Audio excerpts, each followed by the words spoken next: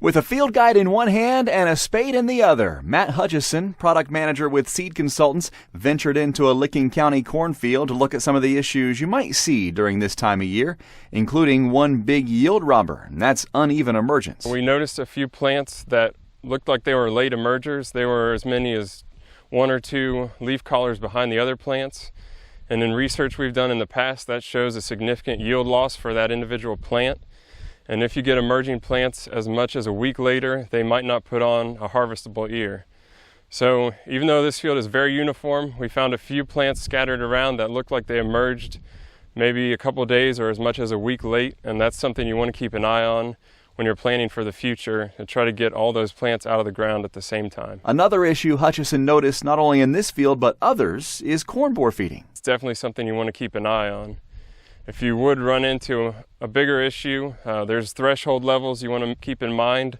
When you get later in the season, you want to look at your yield potential, the potential damage, and the amount of damage going on, and make a decision whether or not you need to make a rescue option. Hutcheson says it's never too early to check out those soybean fields as well. When you're walking the early season bean fields, you want to look at your stand. You want to dig up some plants, look at roots. We dug up a few plants. There's no compaction issues here, and roots seem to be forming like they should.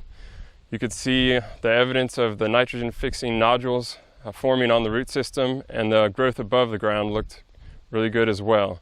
We did see some evidence of some insect feeding, probably bean leaf beetle, but it was minor, and plants are growing fast enough that they're going to outgrow any kind of damage that's going on at this point. Hutcheson gives some tips for scouting the rest of the growing season. As we move into July, when you're scouting your fields, you want to keep an eye on potential problems. You want to look for possible nutrient deficiencies. You may see some disease issues showing up or insect feeding.